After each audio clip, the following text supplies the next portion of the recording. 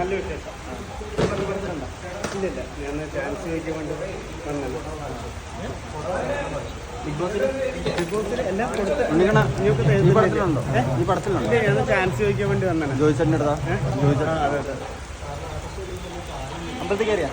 ഇല്ല, അപ്പോഴേക്ക് മഴ വന്ന് അവിടെ പ്രാർത്ഥിച്ചു വന്നു. മഴ ആയതുകൊണ്ട് പെട്ടെന്ന് സുഖം. സുഖം. വിജയുടെ പ്രചാരണമൊക്കെ തുടങ്ങിയല്ലോ? തുടങ്ങി. പോകുന്നുണ്ടോ? പ്രചാരണത്തിന് പോകുന്നുണ്ടോ? ഇല്ല പോകുന്നില്ല. വെയിറ്റ് ലോസ് എത്രയായി? ഇപ്പോൾ കുറച്ചൊന്ന് കുറഞ്ഞത്തിരി കൂടിയിട്ടുണ്ട്. ഇപ്പോൾ അത് കട്ട ഡേറ്റ് തുടങ്ങിയിരിക്കുക. അപ്പോൾ മാസം മന്ത്ലി ചെയ്യോ? അത് ലേശം തെറ്റി, ഒരു വർക്കിൻ്റെ കാര്യത്തിനായിട്ട് അങ്ങനെ ഇതായതാണ്. ഞാൻ കറക്റ്റായിട്ട് ഇപ്പോൾ ചെയ്തു വരുന്നുണ്ട്.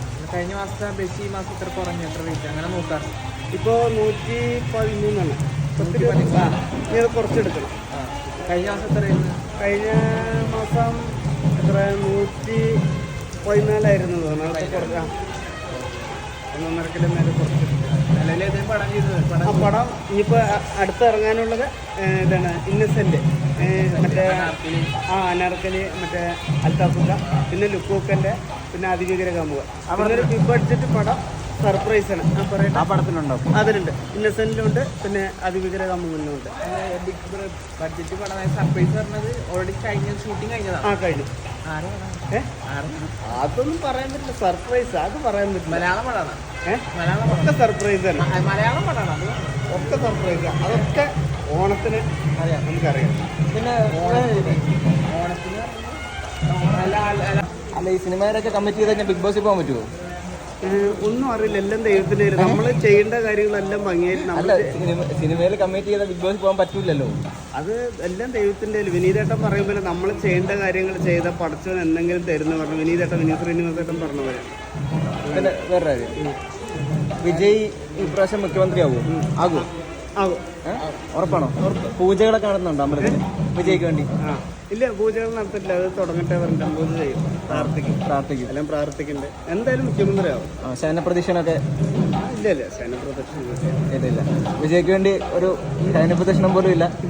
അല്ല, അത് തടി വെച്ചിട്ട് ഉരുളാൻ പറ്റില്ല. അതുകൊണ്ടാണ് കേട്ടോ, വേറെ ഒന്നുമല്ല. എന്താ ഞാൻ പറയാ, ഇങ്ങനെ ചെയ്യണതിന് കുറെ പേര് എഴുതിയിട്ട് ചെയ്യാറ്, അങ്ങനെ ചെയ്തിട്ടുണ്ട്. വഴിപാട് ചെയ്തിട്ടുണ്ട്. വിജയുടെ നക്ഷത്രം അറിയാമോ?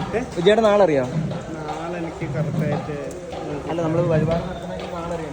ഇല്ല, വഴിപാട് നമുക്ക് ഇതുവരെ നോക്കിയിട്ടില്ല, അത് അറിയില്ല. പിന്നെ ഒന്നാമത്തെ ഇംഗ്ലീഷ് കാര്യങ്ങൾ അറിയില്ല എന്ന് നിങ്ങൾക്ക് എല്ലാവർക്കും അറിയാം. മലയാളം വഴിപാട് അതല്ല, അത് ഇംഗ്ലീഷ് നോക്കിയാലല്ലേ യൂട്യൂബിലൊക്കെ അറിയുള്ളൂ. നമുക്ക് അറിയില്ല, അതാണ് അങ്ങനെ പറഞ്ഞത്.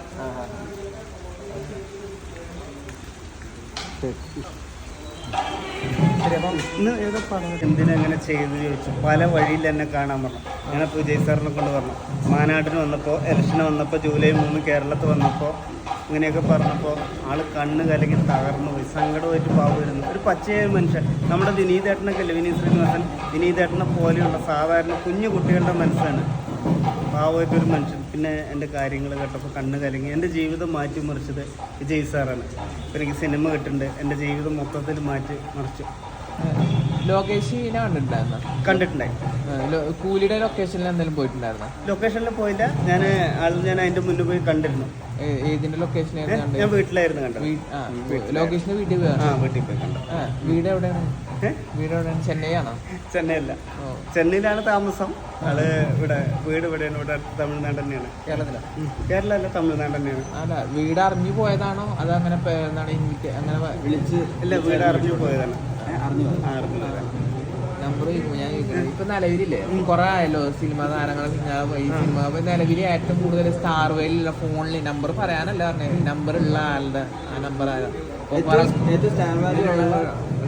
അങ്ങ് സ്റ്റാർ വാല്യൂ എന്നല്ല.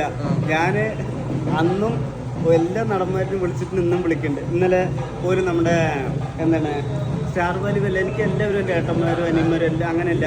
ഇന്നലെ പോലും നമ്മുടെ അഭിലാഷ് ചേട്ടനെ വിളിച്ചിട്ടുണ്ടായി. പിന്നെ ധ്യാൻ ചേട്ടനെ വിളിക്കാറുണ്ട്, വിനീതേട്ടനെ അതല്ല അഭിലാഷ് ചേട്ടൻ, നമ്മുടെ മാളികപ്പുറത്തിൻ്റെ ഒക്കെ സ്ക്രിപ്റ്റിംഗ് ഡയറക്ടർ.